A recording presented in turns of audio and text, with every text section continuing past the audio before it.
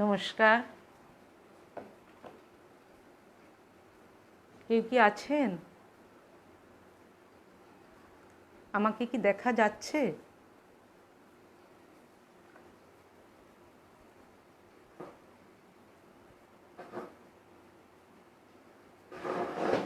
কাউকেই তো দেখতে পাচ্ছি না।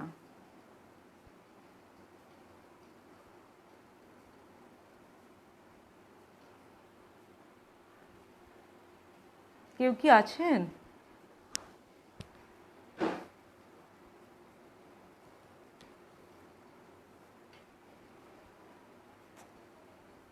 কিছুই তো দেখা যাচ্ছে না। ও কে একজন আসলো।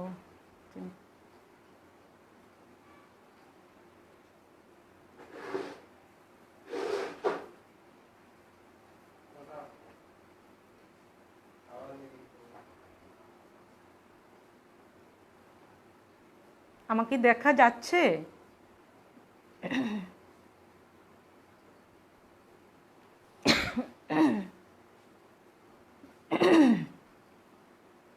কেউ বলেন কিছু একটা। আমাকে দেখা যাচ্ছে? আমার কথা শোনা যাচ্ছে? হ্যাঁ, একজনকে দেখতে পাচ্ছি। হ্যাঁ, শতদলদা এসছে। ঠিক আছে, থ্যাঙ্কস। ঠিক আছে, তো এখন নমস্কার। এ বন্ধু সোশিও লিটারারি গ্রুপের কর্ণধার শতদল আচার্যর আমন্ত্রণে আজকের এই লাইভে আসা আমার। একটা অনুষ্ঠানকে দীর্ঘদিন ধরে চালিয়ে নিয়ে যাওয়া বড় কম কথা নয়। বন্ধু শতদল অনেক দিন ধরেই এই অনুষ্ঠানটা চালিয়ে আসছেন। দেশ বিদেশের অনেক শিল্পী, বুদ্ধিজীবী সবাই আসছেন এখানে। খুব ভালো লাগছে। বন্ধু শতদলকে আমার আন্তরিক শুভেচ্ছা। আমাকে এখানে আমন্ত্রণ করার জন্য ধন্যবাদ। ঠিক আছে, এখন আমি বেশি কথা না বলে অনুষ্ঠানের দিকে যাচ্ছি।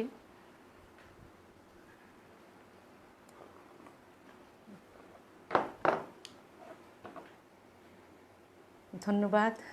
দেখা যাচ্ছে? হ্যাঁ, ঠিক আছে।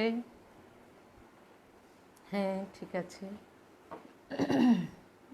শুরু করা যাক তবে। তো আজকে 15 আগস্ট।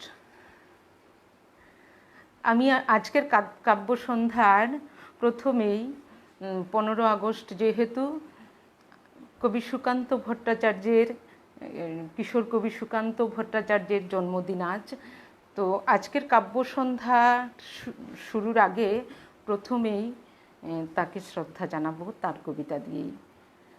আমরা জানি মাত্র 21 বছরের জীবন ছিল কবি সুকান্ত ভট্টাচার্যের।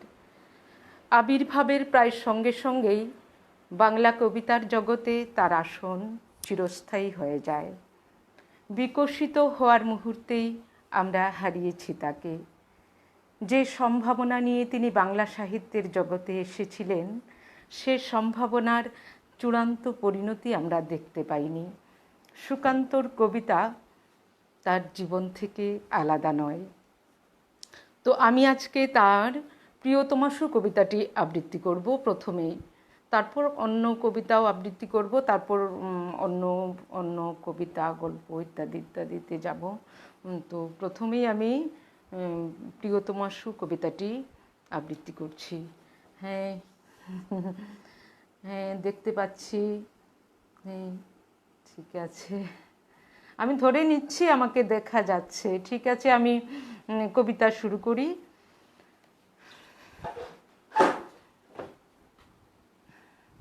প্রিয়তমাসু কবিতাটি কবি সুকান্ত ভট্টাচার্যের ঘুম নেই কাব্যগ্রন্থের অন্যতম কবিতা। কবিতাটি দ্রোহের নয়, সংগ্রামের নয়, ভালোবাসার। এক সৈনিকের চিঠি। সে চিঠি লিখেছে তার প্রিয়তমাকে। চিঠিটি নিশ্চয়ই কোনো এক নির্দিষ্ট সৈনিকের নয়। সমস্ত সৈনিক যারা নির্ঘুম চোখে পাহারা দেয় দেশকে, সমাজকে, পৃথিবীকে শত্রুমুক্ত করতে যারা জীবন বাজি ধরে কাঁধে রাইফেল তুলে নেয়, তাদের প্রত্যেকের। তো হ্যাঁ, শুভ সন্ধ্যা, শুভ সন্ধ্যা অলকা, থ্যাঙ্কস। তো আমি কবিতাতে যাচ্ছি। সীমান্তে আজ আমি প্রহরী, অনেক রক্তাক্ত পথ অতিক্রম করে আজ এখানে এসে থমকে দাঁড়িয়েছি স্বদেশের সীমানায়। ধূসর তিউনিসিয়া থেকে স্নিগ্ধ ইতালি থেকে ছুটে গেছি বিপ্লবী ফ্রান্সে। নক্ষত্র নিয়ন্ত্রিত নিয়তির মতো দুর্নিবার অপরাহত রাইফেল হাতে, ফ্রান্স থেকে প্রতিবেশী বার্মাতেও। আজ দেহে আমার সৈনিকের কড়া পোশাক, হাতে এখনো দুর্জয় রাইফেল, রক্তে রক্তে তরঙ্গিত জয়ের আর শক্তির দুর্বহ দম্ভ। আজ এখন সীমান্তের প্রহরী আমি। আজ নীল আকাশ আমাকে পাঠিয়েছে নিমন্ত্রণ, স্বদেশের হাওয়া বয়ে এনেছে অনুরোধ, চোখের সামনে খুলে ধরেছে সবুজ চিঠি। কিছুতেই বুঝি না কি করে এড়াবো তাকে, কি করে এড়াবো এই সৈনিকের কড়া পোশাক।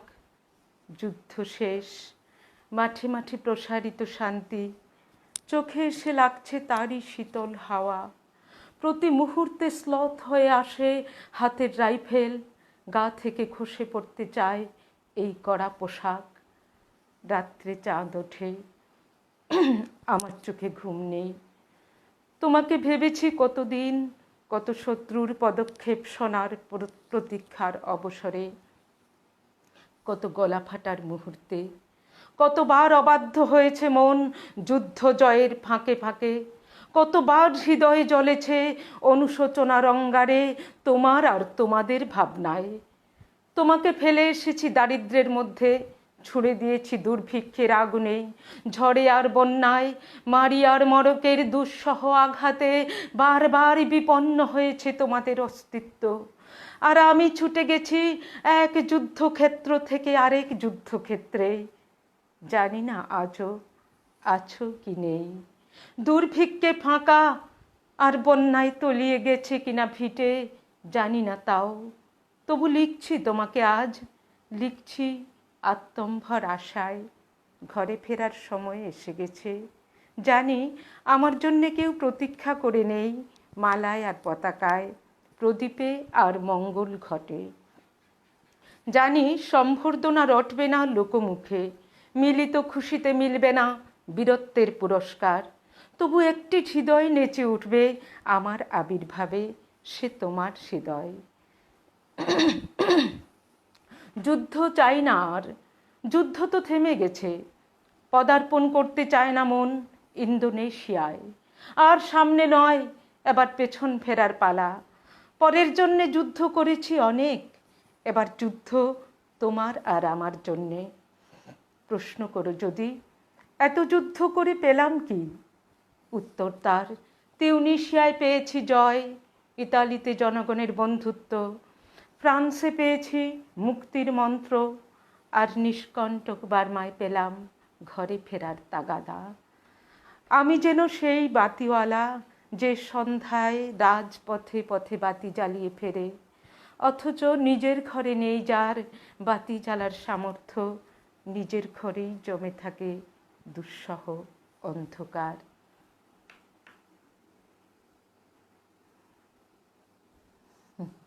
ঠিক আছে, অভিনন্দন, থ্যাঙ্কস।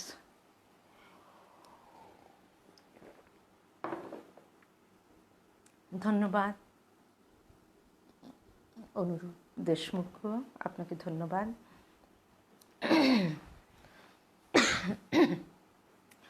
তো এবার আমি আরেকটা আবৃত্তি করছি, তারপর অন্য কবিতাতে যাব।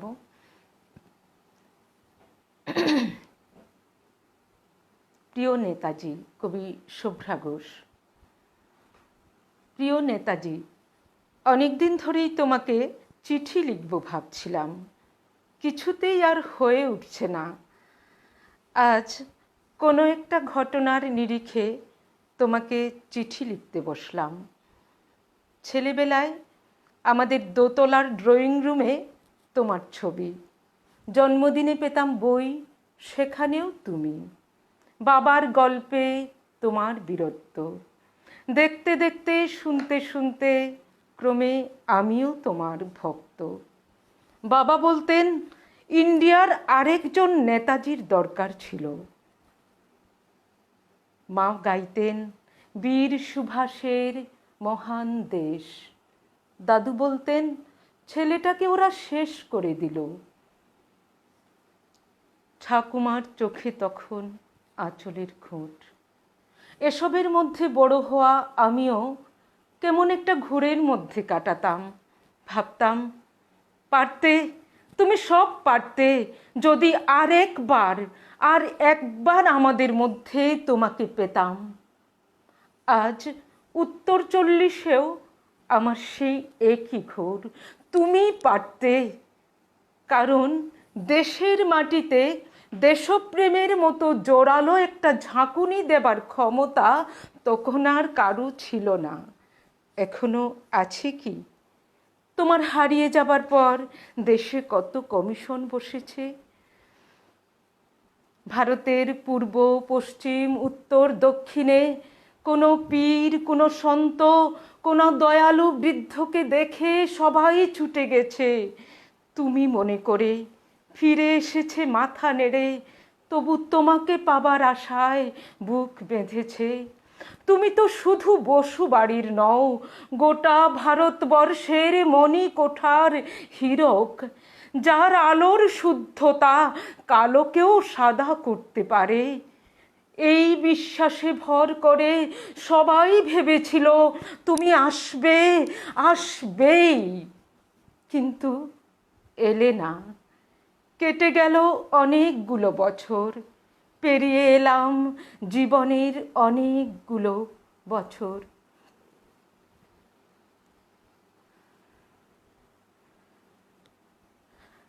আজ তুমি বিমানবন্দরে, সভা সমিতিতে, রিসার্চ ব্যুরোতে, এমনকি ছেলের নামকরণেও। শুধু হৃদয়ে যেন দোলা দেয় না।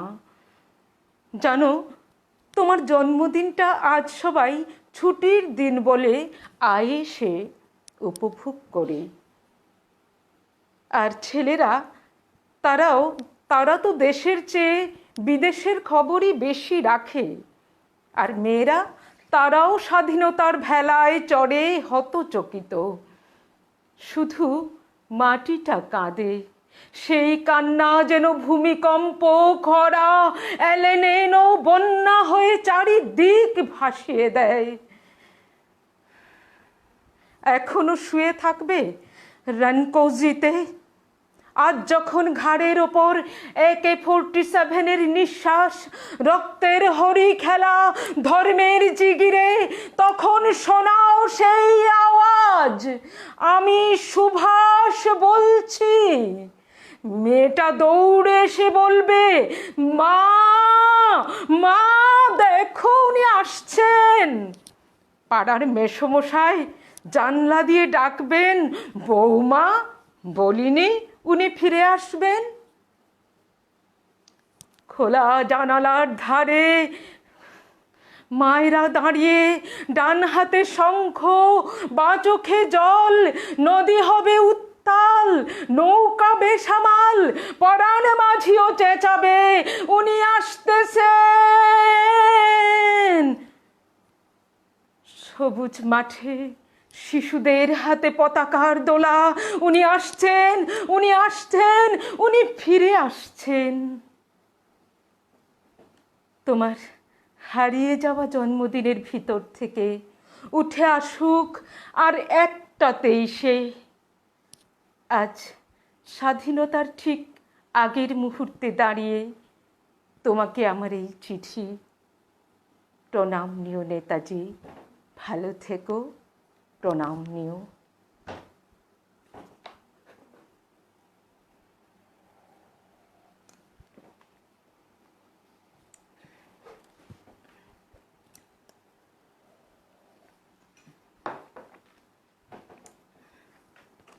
আসলে আজকে ফোনটাও সেটিংটা ঠিক হয়নি, আমি ঠিক অস্বস্তি করছিলাম।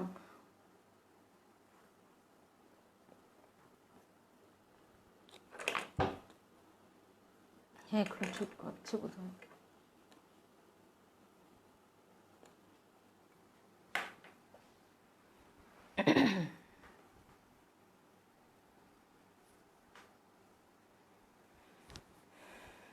ঠিক আছে। আসলে মানে জড়তাটা কাটিয়ে উঠতে পারছিলাম না। প্রথমে এসে তো গরম কবিতাটা আবৃত্তি করা ঠিক হয়নি, লাইনটাও একটু গোলমাল লেগে গেছিলো, একটু থেমে থেমে করেছি। তো এবারে আসছি আমার কিছু স্বরচিত কবিতা নিয়ে।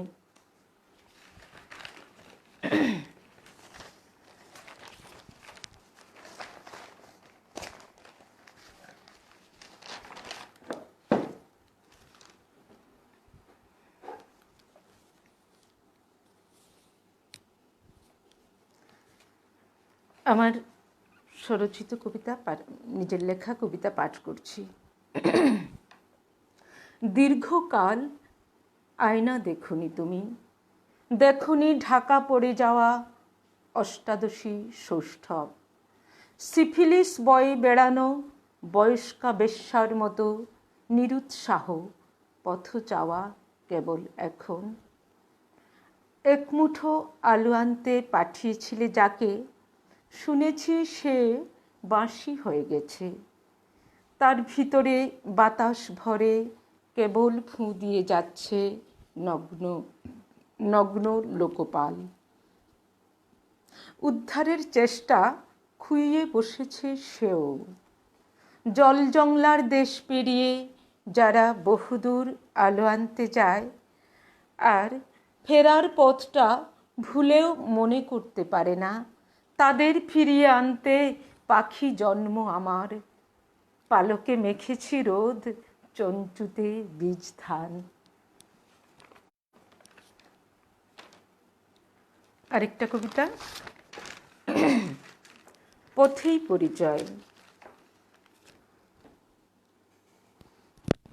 তোমার সঙ্গে আমার ব্যক্তিগত পরিচয় ছিল না, কখনো ছিলে না আমার স্কুলের সহপাঠী। মাঝ সড়কে গাড়ি থেমে গেল, দুটো ভিন্ন গাড়ি থেকে দুজনের চোখাচোখি। পানশালার বেঞ্চিতে যেখানে দুজনে বসে বন্ধুতা চেয়েছিলাম পরস্পরের, সেখানে তোমার পকেট থেকে পড়ে যাওয়া রূপার আধুলি দেখলাম, ধান গাছ, বীরাঙ্গনা আর সূর্যোদয়ের ছবি। দীর্ঘকাল তাকে হারিয়ে ফেলেছে তোমার রাষ্ট্র, তোমার জনপদ। তারপর থেকে পথ আর ফুরায় না, গাড়ি বদলে যায় চালক। এবারে আরেকটা কবিতা, ঝড় থেমে গেলেও। আকাশের দিকে তাকিয়ে আবারও মাছের ফসফরাস শরীর জেগে উঠবে।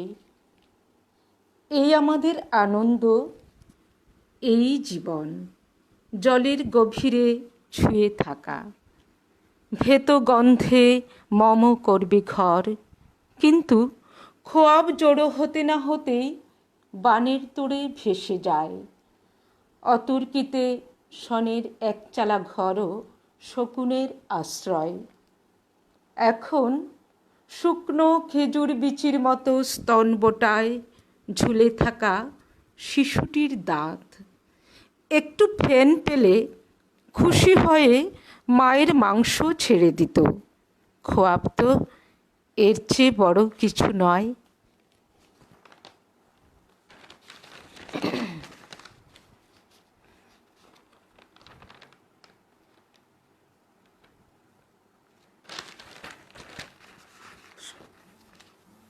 সত্যগোপালের যুবতী বিধবাটি।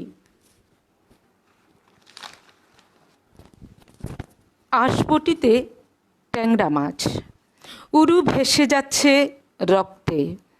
আজ ঋতুস্রাবের তৃতীয় দিন। কাল রাতে সঙ্গম স্বপ্ন দেখেছে সে, ঠিক যেমনটি বিয়ের প্রথম রাত। রাত গভীর হলে যুবতী জনি পিশাচি হয়ে যায়। আকুলি বিকুলি ঝড় ওঠে, উড়িয়ে নিয়ে যায় হবিষান্নের যাবতীয় উৎপাত। উঠছে পরে সন্ধি পূজার ঘট। সন্ধি পূজা এখানে আমি কোট করে রেখেছি, কারণ সন্ধি পূজাটা আমি আধ্যাত্মিক সেন্স থেকে বলিনি। যারা কবিতা লেখেন তারা আমার এই ইঙ্গিতটা আশা করি বুঝতে পারবেন।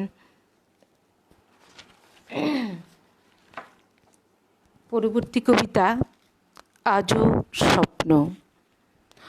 তথাগত জানেন না, সুজাতার পায়েসের রঙে বিসর্জন শিখেছি আমি। কপিলাবস্তুর শস্য খেতে পীড়িত সন্তানের ক্ষুধা লিখতে গিয়ে দেখলাম এখানের পাথরগুলো খুব বেশি সহনশীল, কষ্টার্জিত ধ্যান অভ্যাসের মতো। ছেনিগাইতির দাগ বুকে নিয়ে কেবল পর্যটক টানছে অহরহ। তথাগত,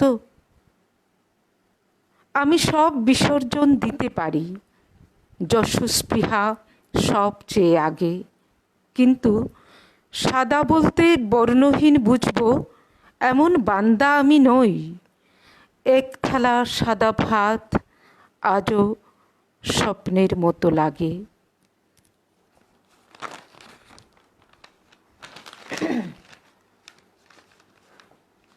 আরেকটা কবিতা পড়ছি। আগুনের ভিতর থেকে। পাঁজর খুঁড়ে নিয়ে যা পায়ের নিচের মাটি, শিকড়ের মূলাংশ। আমিও দেখব কতটা শকুনের রক্ত খাওয়া নারী তোর, পোড়ামুখ শয়তান। ছলনার কুটিল কৌশল তোর পিশাচ। আমিও তাই আজ বজ্র কঠিন। ফন্দি ফিকিরে কবেই ভাঙা উঠোন, ছেঁড়া বিছানার স্তূপ আর হাড়ি পাতিল। মাটি খুঁড়লে দেখি তোরই মুন্ডু খোসানো বিভৎস অতীত, ভস্ম ছাই আর হামুক কঙ্কাল। বুক জ্বলছে হাজার চিতার আগুন। বাড়াস না তোর কুটিল হাত, সাবধান সাবধান। চাই প্রতিরোধ, চাই গতি দুর্বার। এবার তুলছি গর্জন, দেখি কতটা রক্ত চাষ এবার। আগুনের ভিতরে আমিও আগুন চিরকাল।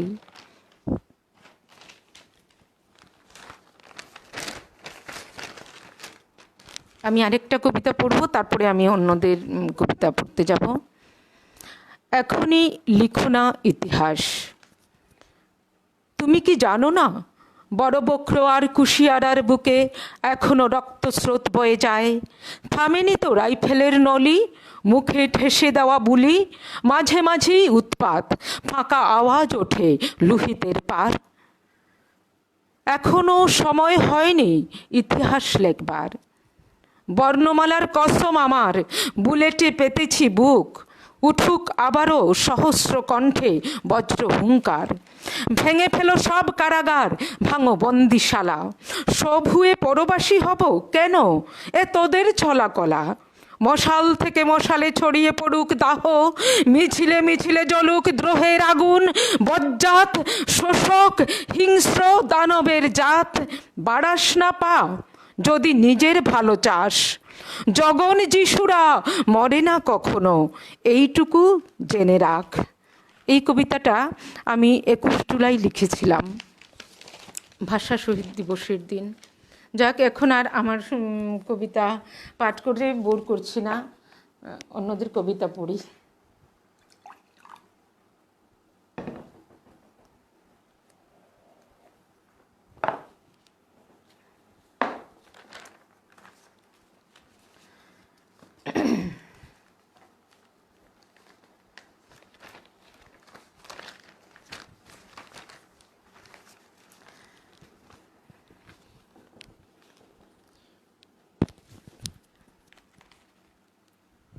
কবিতা শুধু ভাব দিয়ে লেখা যায় না, কবিতা লিখতে হয় কথা দিয়ে। শিল্পী বন্ধু দেগাকে বলেছিলেন স্টেফান মালারমে, পৃথিবীর সব প্রধান কবিতার ব্যাপারে এই নিহিতার্থটুকু স্বয়ং প্রকাশ। সেখানে সেই সব কবিতার ক্ষেত্রে আপন মনের মাধুরী মিশিয়ে যতটুকু প্রয়োজন তার চেয়ে তোমাকে করেছি রচনা সেই অঙ্গীকারটুকুও বড় কম নয়। তিলমাত্র অনুভব শব্দ শরীরে তিলোত্তমা হয়ে ওঠে। জানি না আমার কবিতাটা কতটুকু কি করতে পেরেছি, আমার শুধু চেষ্টা লেখার। কবিতা হয়ে উঠছে কি না আসলে আমি নিজেও যথেষ্ট সন্দিহান এই ব্যাপারে। যাই হোক, এবারে আসছি কবি শতদল ভট্টাচার্যর নিরুদ্দেশ প্রাপ্তির খোঁজে কবিতাটা পাঠ করতে। তো শতদল আচার্য মৃগনাভি এবং বন্ধু সাহিত্য পত্রিকার সম্পাদক। এছাড়াও এই যে অনলাইনের পেজটা, এটাও কিন্তু শতদলের, এটার কর্ণধারও কিন্তু শতদল আচার্য। তো এবারে আসছি তার কবিতায়। কবিতার নাম নিরুদ্দেশ প্রাপ্তির খোঁজে। অনামিকা হারিয়ে গেছে, এখন আমার মধ্য বয়স। আজ অনেক দিন কোনো সংবাদ নেই। অনামিকা হারিয়ে গেছে, কেউ খুঁজে আনে প্রিয় অনামিকার মুখ। তাই নিরুদ্দেশ প্রাপ্তির খোঁজে কোনো নামজাদা পত্রিকায় বিজ্ঞাপন জুড়াবো। তবু কোনো সন্ধান না এলে আমার ঘোষণা হবে $1,00,000 পুরস্কার। অনেক দিন হলো কোনো খোঁজ নেই। দিনের পর দিন দুশ্চিন্তা বুকের ভিতর। আলোর কৈশোর অনামিকার মুখের ছবি। কৈশোর কেটে গেছে সময়ের পরীক্ষায়। নাগিনীর মতো ছোবল দিয়ে সময় যাচ্ছে। এদিকে আজও কোনো সংবাদ নেই। ও কেমন আছে, সুস্থ নাকি, কি যে এক সময়। হারিয়ে যাচ্ছে কত মুখ, কত চেনা জানা পথ। দীর্ঘদিন ধরে কোনো খবর নেই। তাই মনে হচ্ছে অনেক কিছুর মতো অনামিকা হারিয়ে যাবে। অনামিকা আমার জীবনের সেতারের তারের মতো। একসময় বেশ বাজছিল, সেই সুর আজ কোনো এক বায়বীয় স্তরে মিশে আছে। আমি এখন ছন্ন ছাড়া, সুরের খোঁজে বিষণ্ণ আকাশে। ঝরতে পারে বৃষ্টি, নিষ্প্রদীপ ঘরে একা আমি, প্রতীক্ষায় যদি কোনো সন্ধান আসে। সন্ধান কি আদৌ পাওয়া যাবে অনামিকাকে? আসলে অনামিকারা পৃথিবীর কোনো মানচিত্রেই থাকে না। প্রত্যেক কবিতাগত প্রাণ পুরুষের হৃদয়েই তাদের বাস। কোনো চিরাচরিত কবিদের হৃদয়েই তাদের বাস। আসলে প্রত্যেক কবিতা পুরুষের হৃদয়েই থাকেন এক একজন অনামিকা। তো এবারে আসছি আমি একটু কথাবার্তা বলে এগোই। অহেতুক আশার কথায় পাঠককে দিবাস্বপ্ন দেখানো অথবা অনর্থক নিরাশার কথায় মানুষকে বিচলিত করা কোনোটাই কবির কাজ নয়। আসলে কবির কাজ হচ্ছে সত্য উচ্চারণ, জ্ঞান এবং বিশ্বাসের সত্য, অনুভব এবং অনুকম্পার সত্য। এবারে আমি আসছি কবি যূথিকা দাসের কবিতায়। কবি যূথিকা দাস ঈশানী পত্রিকার সম্পাদক। এছাড়াও তার একটা অনলাইন কবিতার গ্রুপ আছে, বিশ্ব সাহিত্য নিকেতন সেটার নাম। কবি তার একটা কবিতার বই আছে ভুবন পাহাড়ের মেয়ে। এছাড়া সাততারার তিমির নামে যথিকা আরও একটি বই সম্পাদনা করেছেন। বইটিতে ভারত বাংলাদেশের অনেক কবির কবিতা আছে। তো এবার আমি তার সম্বন্ধে অনেক কিছুই বলতে ইচ্ছে করছে, কিন্তু এই স্বল্প পরিসরে কিছু বলা যাবে না। আসলে অনেক পাঠ করতে লাগবে তো, অনেক কবিতা, তাই তো সংক্ষেপে যা বললাম আর কি। ও অনেক কিছু করে যাচ্ছে, প্রত্যন্ত এরিয়াতে থাকে, প্রত্যন্ত মানুষকে নিয়েও অনেক কাজ করছে। তো কোনো দিন যদি সুযোগ আসে তো বলবো ওর সম্পর্কে। আজকে শুধু ওর কবিতা পড়ি। ম্যানহোল। বেঁচে আছো? তুমি দারুণ ভাগ্যবান। তোমাকে তাদের মতো মারা হয়নি। তোমাকে ধর্ষণ করেছে, তাও ভালো, তোমাকে খুন করা হয়নি। খুন করেছে? তুমি ভাগ্যবান, তোমার লাশ গুম করা হয়নি। উচ্ছেদ করা হয়েছে, তাও ভালো, ডিটেনশনে তোমাকে পাঠায়নি। লাশ পাওয়া গেছে, ভাগ্য ভালো, তুমি পচে গলে এখনো যাওনি। তোমাকে খুঁজছে এখন দেশ, বহু লোক এখনো অনেক ভালো। তোমার মরণোত্তর ছবি পত্রিকায় দেবে। শান্তি আর কোথায়, তোমার সব কিছুই ওদের। মহা খুশিতে কবরে থাকো অথবা ম্যানহোলে।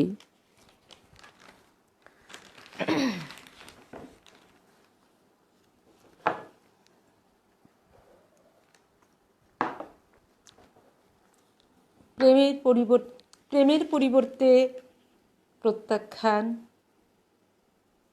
অপেক্ষার পরিবর্তে উপেক্ষা, প্রার্থনার পরিবর্তে ঘৃণা, যা পৃথিবীর স্থায়ী অভিভব। এই নীলাভতম যন্ত্রণার পৃথিবীতে কবিরা আসলে সুখী থাকতে পারেন না। তাদের শিল্পের মধ্যে সেসব বিচ্যুতির ছায়া উঠে আসে। তো এবারে আমি শ্রদ্ধেয়া কবি স্নিগ্ধা নাথের একটা কবিতা পড়ছি, অগ্রজ কবি। কবিতার নাম স্বাধীনতা দিবস। সাইরেনের শব্দে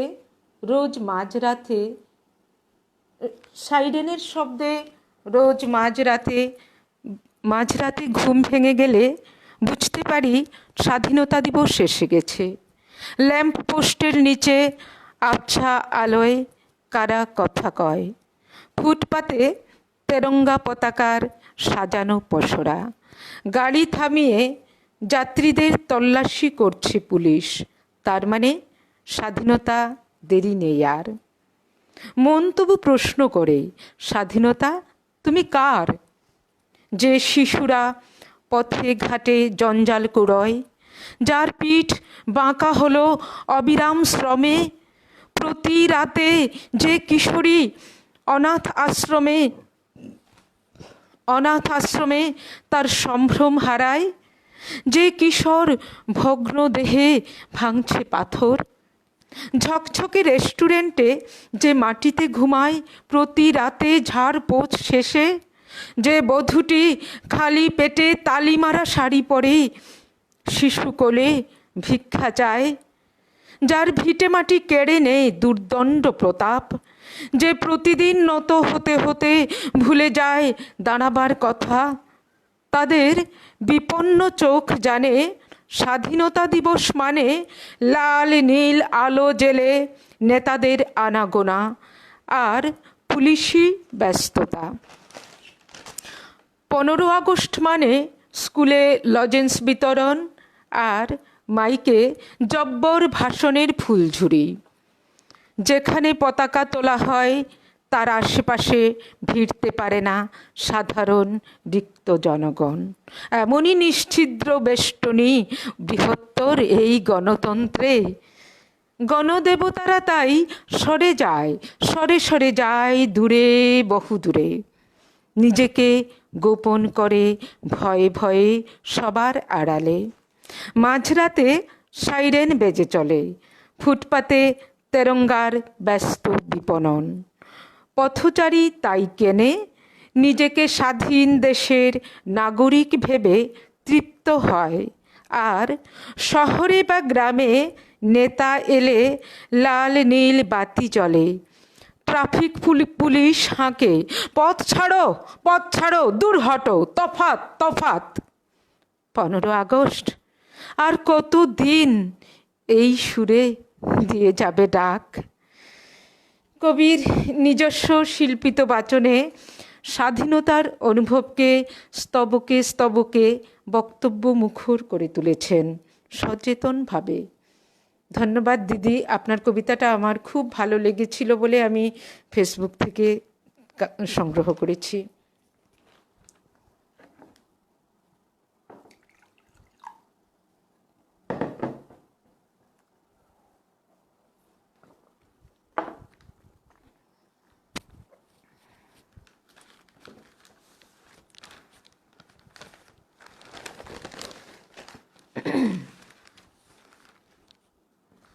কবিতার মতো সাবজেক্টিভ ব্যাপারে আসলে কোনো ব্যাখ্যাই চূড়ান্ত হতে পারে না, হবার কথাও নয়।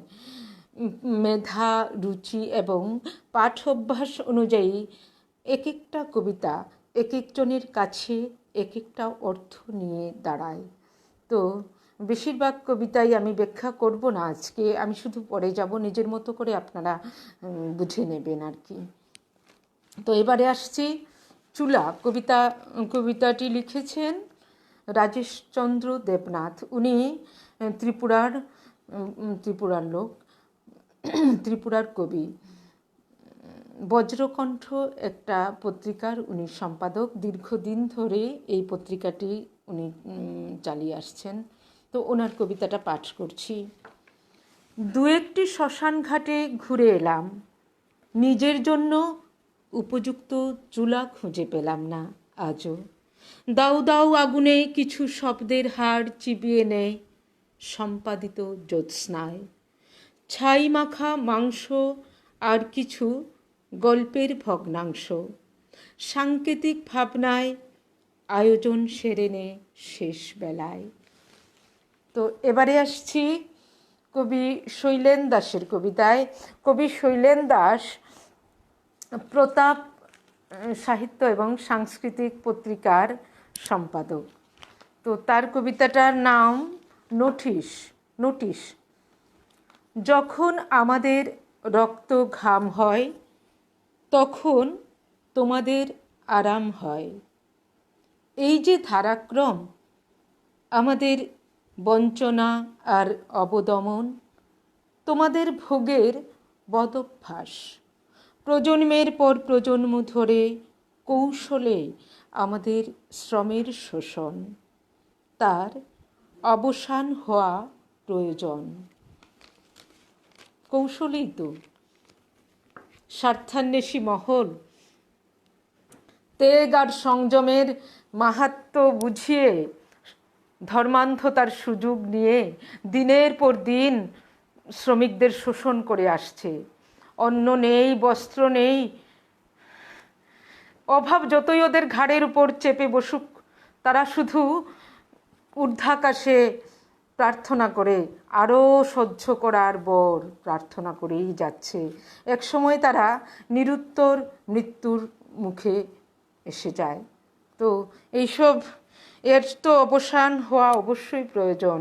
খুব ভালো লাগলো কবিতাটা শৈলেনের। তো এবারে আসছি কবি প্রজ্ঞা অন্বেষা। কবি প্রজ্ঞা অন্বেষা খুব ছোট বয়সের একজন কবি, তরুণ কবি। ও খুব মেধাবী একজন ছাত্রী। তো তার কবিতা পড়ছি এখন। চায়ের পাতায় মেশাও তরল বিষ, চোখের পাতার মন্ত্রেতে বিষক্ষয়। এক হাতে রাখো নির্মাণ ঘরদোর, অন্য হাতের মুঠোয় বিপর্যয়। এক হাতে রাখো দায় দায়িত্ব বোধ, অন্য কাঁধটা থাক তবে নির্মোহ। যা কিছু তোমার স্থবিরতা পিছু টান, তাকে নাম দিও ভেঙে ফেলা বিদ্রোহ। খুব সুন্দর ভাষায় সময় এবং পরিসরের তিক্ততা হোলাহলের মতো তার কবিতায় উঠে এসেছে। খুব ভালো কবিতা লিখে ও। কাব্য ভাষার স্বেচ্ছাচারিতা, অমঙ্গলসূচক বোধের আধিক্য, যা আধুনিক কবিতার চিরকালীন বৈশিষ্ট্য। এক ধরনের শব্দব্যঞ্জনা যা আমাদের সত্তাকে আঘাত করে। আসলে সমাজের যে দিকটা অন্ধকার, কবিদের চোখ সেদিকে ধাবিত হবেই হবে। এটা একদম মানে কি বলবো, অবধারিত। তো এবারে আসছি তরুণ কবি ভাস্কর জ্যোতি অর্কর কবিতায়। তার কবিতার নাম ভেড়া উৎসব। শহরটা মুড়ে দেওয়া হয়েছে স্তূপ করা ফেস্টুনে। আধারে মানুষ বসে হাতের মুঠোতে ভেড়া নীতি করে। খেকশিয়ালরা এখন দলের সর্দার। চিৎকার দিয়ে মোড়ে মোড়ে জানিয়ে রাখে আসন্ন নির্বাচনে লাল নীল হলুদ সবুজ পতাকায় নতুন উৎসবে। সীমান্তে দাঁড়িয়ে আছে, হয়তোবা মরে গেছে দুপে কিছু ভেড়া। খেকশিয়ালের সুরে সুর মিশিয়ে ডেকে চলেছে, হয়তোবা শেষবারের মতো, কে জানে। ওর কবিতা খুব দুর্ধর্ষ কবিতা লেখেও। তো এবারে আসছি একটা কবি নিরুপম শর্মা কবিতাতে। সে লিখেছে বাঙালি ক্ষমা করো। তার কবিতা এমনিতেই খুব সফট কবিতা লিখে। এই কবিতাটা একটু অন্য রকমের। কবিতাটা পড়ছি আমি।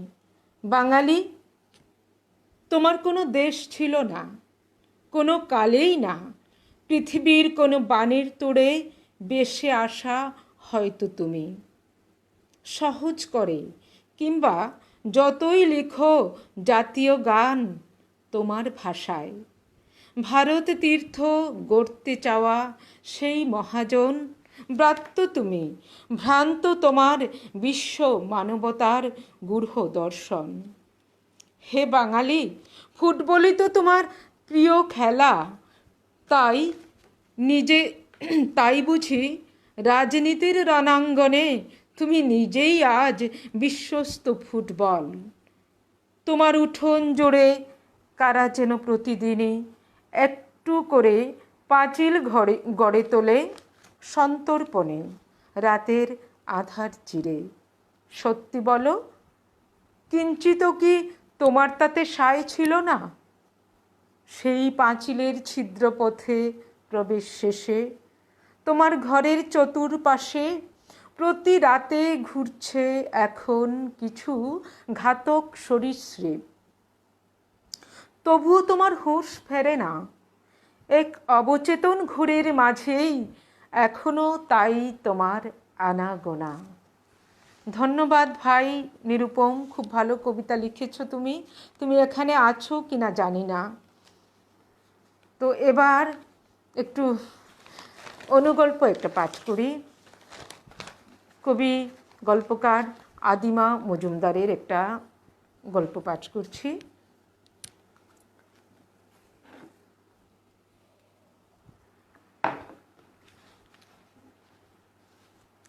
খরায় জমি শুকিয়ে হালিচারা মরে যাচ্ছে। জমির বুক, পেট, নাভি, হাত পা সমস্ত বেরিয়ে আসছে। রাকিবের আব্বা দাঁড়িয়ে আছে গাছের নিচে, চেয়ে থাকে চিত হয়ে থাকা জমির জনির দিকে। ফাঁসির দড়িতে ঝুলে থাকা মাথা যেমন, ঠিক তেমনি ঝুলে যায় তার মাথা। চেয়েই থাকে, নানা দুশ্চিন্তা তার মাথায়। ও আল্লাহ মাবুদ, একবার দে সরকারে খেদুড়ি, আর একবার তুমি। আমি যাইতাম হই, মনে করলাম 2019-এর 31 আগস্ট লিস্টও নাম আইব, ইটাও আইল না।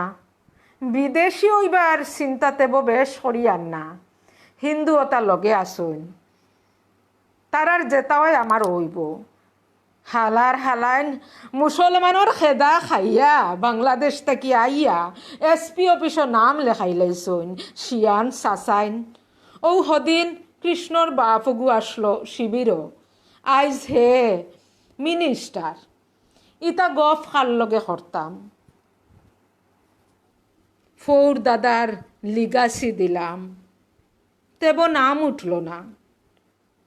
ইতা কুন্তা নাই ফুরনির কপাল আমার, সেনে লাঞ্চনা পাইতাম, সেনে যে মিয়া উঠলাম। আব্বা এ রে আব্বা, এবার আমি টেট দিতাম, গতবারও আমারে দিতে দিস না। কুকুরর বাচ্চা, দুনিয়াত কিলা দুইটা খাইয়া বাঁচিতে ওটা চিন্তা কর। কুকুররে এখানে গালিতরায় আব্বা মাতি না। করোনার জ্বালা জারিতাম না রামর জ্বালা, বাড়িতনে বাড়াইয়া যা হইছি। রাকিব হাঁটতে থাকে নতুন জীবনের সন্ধানে। এবার আমি আসছি, কারোর কমেন্টস আমি দেখতেও পাচ্ছি না আর উত্তর দিতেও পারছি না। আমি অনুষ্ঠানটা শেষ করে নিই, তারপর উত্তর দেব। আসলে কমেন্টস আসছেও না।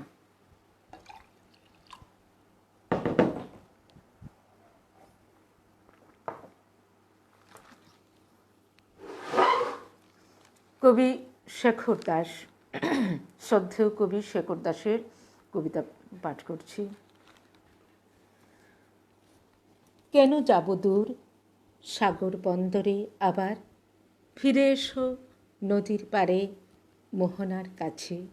সময় তো নেই আর, দেরি হলো যে, বড় দীর্ঘ দেরি হয়। ওনার অনুকবিতা তিনটা নিয়েছিলাম, পড়ছি। আকাশ হারিয়ে গেলে কোন চরাচরে ঘুরব এবার, পথের দোসর পেলে আর তো ভয় নেই পথ হারাবার। কে আছো নদীর অপারে তা তো জানি না, কেউ সহজ করে বলে দিলেও সহজে মানি না।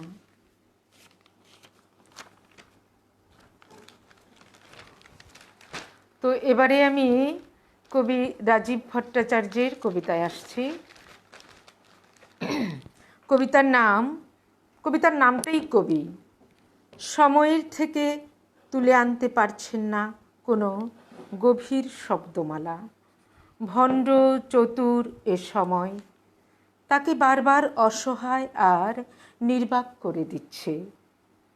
তবু নিজের হাত কামড়ে কামড়ে একটা ভালোবাসার কবিতা লেখার ব্যর্থ চেষ্টা করে যাচ্ছেন তিনি। তাতে কারো কিছু যায় আসে না জানি। কবিরা পৃথিবীর সবচেয়ে নিরীহ প্রাণী, তবু মাঝে মাঝে তাদের লেখা আগুন হয়ে যায়। ধন্যবাদ কবি রাজীব ভট্টাচার্য মহাশয়। এবার কবি গল্পকার মঞ্জরি হীরামণির কবিতা পড়ব। কবি মঞ্জরি হীরামণি বরাক উপত্যকা নন্দিনী সাহিত্য পত্রিকার অনুপত্রিকার সম্পাদক। ওনার কবিতার নাম নীরব চড়ুইবেতি। অন্ধকার যদি ছড়িয়ে দিতে চাও পারবে, আলোর ঠিকা নেওয়া শক্ত। ওই যে সীমাহীন নীল, বিজ্ঞান বলে মহাশূন্য। কিন্তু তুমি তো জানো ওই নীলিমায় কত স্বপ্ন, কত বিশ্বাসের আসা যাওয়া। আমি পাড়ি দিতে চাই আলোর ঠিকানায়, পারো তো হাত ধরো, না হয় আমার নীরব চড়ুইবতী। ধন্যবাদ দিদি। এবারে কবি নীলাদ্রি ভট্টাচার্যের আরেকটা কবিতা পাঠ করছি। কবি নীলাদ্রি ভট্টাচার্য খুব তরুণ কবি এবং সম্পাদক। সে শব্দপাতার নৌকা নামে একটা কবিতা সম্পাদনা করে। তো তার কবিতার নাম শব্দ। অনুভবে পরিণত হয় শব্দ সংসার, বহনকারী ভাবনার চিরাচরিত সম্পর্ক বাঁধা। বাঁধা বুদ্বুদ, বহনকারী ভাবনার চিরাচরিত সম্পর্কে বাঁধা বুদ্বুদ, একটি অনাথ রোদ্দুর সারাদিন আকাশে ভাসতে ভাসতে এক টুকরো ঘর খোঁজে আশ্রিত কবিতার গর্ভে। জন্মান্তর শুধু ঘরে বাইরে প্রবেশ করা শূন্যের আলো। নীরবতায় অক্ষর জন্মায়, আবার নীরবতায় লয় হয়। ভিড়ের ভিতর পরিবর্তন করা সহজ নয় জেনেও যারা এই সময়ে শিল্পের নানা প্রকরণের মধ্য দিয়ে সমাজকে শুশ্রূষা দিয়ে যাচ্ছেন, তাদেরকে আমি বলি আলোর পথযাত্রী। সত্যি তারা আলোর পথযাত্রী। এই যেমন ভাস্কর, জ্যোতি অর্ক, তারপর নীলাদ্রি ভট্টাচার্য, এরা তো মানে সাংঘাতিক ব্যাপার আর কি। ওদের সম্পর্কে কি বলবো, ওরা তো এক একটা আগুন, জ্বলন্ত আগুন। তো এবারে আমি মশাল নিয়ে ছুটছে ওরা, আলোর মশাল নিয়ে। তো এবারে আমি কবি বিশ্বরাজ ভট্টাচার্যের একটা কবিতাতে আসছি, এপিটাফ তার কবিতার নাম।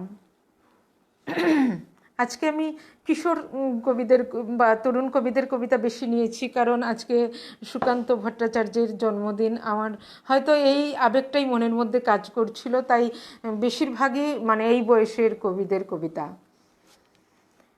বিশ্বরাজ ভট্টাচার্য, কবির নাম এপিটাফ।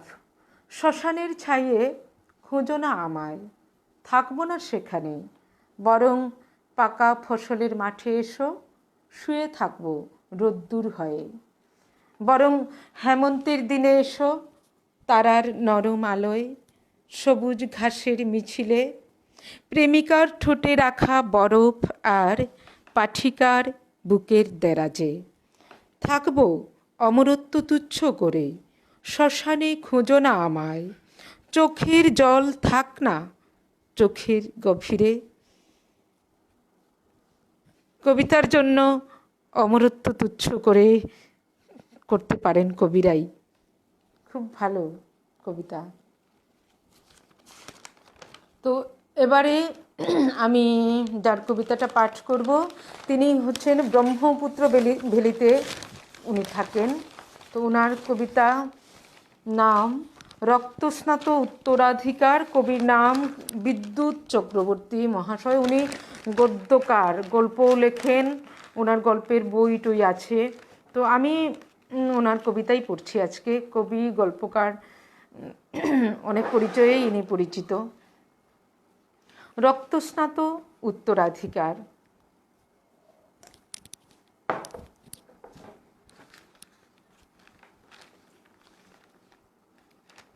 হারিয়ে যাওয়া ছবিগুলো কোলাজ হয়ে ফিরে এলেই হারাই খেয়ে, স্বচ্ছতোয়া নদীর মতোই নিরেট সোনায় মরা, ছবি নয় যেন জ্যান্ত উপাখ্যান। বনবাদারে কুড়িয়ে পাওয়া জ্বালানি কাঠ, কলসি কাঁখে হাঁপিয়ে ওঠা ফুসফুস, আর নিত্যদিনের ধার দেনার উচ্ছিষ্ট চালকণা। এমনি করেই দিবানিদ্রায় গড়ে ওঠে প্রজন্মের উত্তরণ আর সুখের ভবিষ্যৎ।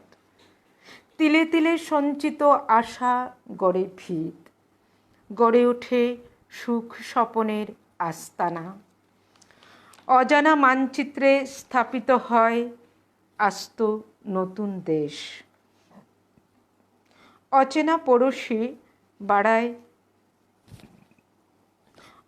পড়শি বাড়ায় ভরসার দুটি হাত। দেনা পাওনার দিন যাপনে কেটে যায় অগুন্তি সব ঝঞ্ঝাবাহিত দুঃস্বপ্নের রাত। আমি একটু আগেই বলেছি, কবিতা ব্যাখ্যা করা ঠিক না, এক একজনের কাছে এক এক রকম হয়ে ধরা দেয়। তো এবারে আসছি। ধন্যবাদ দাদা, আপনার কবিতাটা আমার খুব ভালো লেগেছিল, তাই সেটা আমি ফেসবুক থেকে তুলে নিয়েছিলাম, চুরি করেছিলাম। আমি অনেকের কবিতাই চুরি করে তুলেছি, কাউকে জানাইনি এই অনুষ্ঠানের জন্যে। কবি জয়শ্রী ভট্টাচার্য, তার কবিতার নাম, তার কবিতার বইও আছে, বইটার নাম এই মুহূর্তে আমার মনে পড়ছে না। তো তার কবিতা একটা পড়ি। বড় একা, একা একা হেঁটে যাই মর্মবেদনার হাত ধরে, উদ্বাস্তুর হৃদয় আশ্রয় খোঁজে ফিরে, নিবিড় বেদনার খঞ্জনি হাতে। কে যেন গান গায় বহুদূর থেকে ভেসে আসে সেই চিরবিরহীর সুর।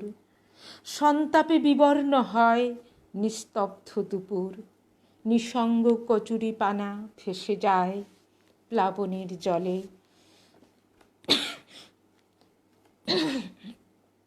নিঃসঙ্গ কচুরি পানা ভেসে যায় প্লাবনের জলে। চোরাবালি কাঁধে প্রসারিত, চোরাবালি ফাঁদে প্রসারিত হাত, রক্তাক্ত করুটি আর আকণ্ঠ আর্তনাদ। বৈশাখী সন্ধ্যার ঝরা পাতাও কি শুনতে পায় অনিবার্য নিয়তির অমোঘ ঘণ্টা ধ্বনি। ধন্যবাদ জয়শ্রী, তোমার কবিতা আমার খুবই ভালো লাগে, আমি সব সময়ই পড়ি। তো আজকে আমি শর্ত অনুযায়ী 1 ঘন্টা করব না, আসলে আমার নানান প্রবলেমও আছে।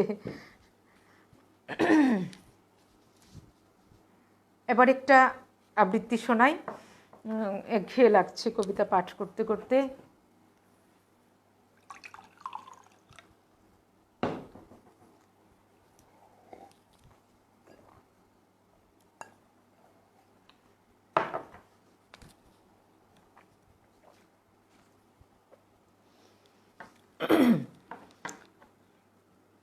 কবিতার নাম বিকর্ণ, কবি আর্যতীর্থ। কবি আর্যতীর্থের বিকর্ণ কবিতাটি আবৃত্তি করছি। যাজ্ঞসেনীর খুলছে শাড়ি, টানছে দরে হয়নি, আমার একটু ভুল হয়ে গেছে। কবি আর্যতীর্থের বিকর্ণ কবিতাটি আবৃত্তি করছি। যাজ্ঞসেনীর খুলছে শাড়ি, টানছে ধরে দুঃশাসন, দায়ে ছিল যার গর্জে ওঠার, নিচু মাথায় সে 5 জন। দুর্যোধনের নগ্ন উরু, ইঙ্গিতে তার ধর্ষকাম, হস্তিনাপুর দেখছে বসে, ধ্বস্ত হতে তার সুনাম। অন্ধ রাজা সিংহাসনে, আর্ত চেঁচান বৌমা তার, নিজের দলের নির্যাতনে সব রাজা হন নির্বিকার। কর্ণ বসে হাসছে হা হা, রাজার দলের লোক তো সে, শর্তবিহীন সমর্থনে তাবৎ আরাম সুখ বসে। ভীষ্ম দ্রোণ কৃপ নীরব, সরকারি লোক হাজার হোক, রাজার কথাই তোমার কথা, তুমি যখন রাজার লোক। খল শকুনি দেখছে সবই, বস্তুত সে ধ্বংস চায়, ঘরের মাটি লাল হয়ে যাক দেশ বিভাগের যন্ত্রণায়। সুশীল সভায় ঘটছে যখন রাজ অপরাধ জঘন্য, ঠিক তখনই তার বিরোধে চেঁচিয়ে ওঠেন বিকর্ণ। বিকর্ণ নন কেউ কেটা লোক, 100 ভাইয়ের একজনা, এর আগে কেউ তেমন করে তার কথাটাই জানত না। যতুগৃহে কারেন্নিরা, অন্তত তা নাই লেখা, ভীমকে যখন বিষ খাওয়ালো তখনও তার নাই দেখা। কিন্তু যখন প্রকাশ্যতেই কাড়ছে নারীর আব্রু কেউ, তপ্ত জিভের চুপ সাগরে বিকর্ণ হন একলা ঢেউ। চেঁচিয়ে ওঠেন রাজার কুমার যুবরাজের বিরুদ্ধেই, মহাবলী পাণ্ডবেরও গলায় তখন সে সুর নেই। রাজা যখন নীরব থেকে সায় দিয়ে যান ধর্ষণে, ঠিক তখনই সমস্ত যুগ বিকর্ণদের সর্ষণে। আমরা যারা কিচ্ছুটি নই, একটি মোটে ভোট কেবল, অত্যাচারের সামনে এলে সঙ্গী শুধুই চোখের জল। পোষ্যভাবে যাবনা চিবাই অন্ধ এবং নিকর্ণ, প্রার্থনা থাক আমরা যেন একবার হই বিকর্ণ। প্রার্থনা থাক আমরা যেন একবার হই বিকর্ণ। ধন্যবাদ। আজকে এখানেই শেষ করছি। সকলকে আমার আন্তরিক শুভেচ্ছা প্রীতি জানিয়ে আজকে আমি এখানেই বিদায় নিচ্ছি। বন্ধু শতদল, আজকে ভাই আমি পুরো 1 ঘন্টা হয়তো করতে পারলাম না, শর্ত আমি পূরণ করতে পারলাম না। ঠিক আছে, আরও কোনো একদিন আসলে করব। সবাই ভালো থাকুন, সুস্থ থাকুন, এই আশা নিয়ে আমি আজকে এখানেই বিদায় নিচ্ছি।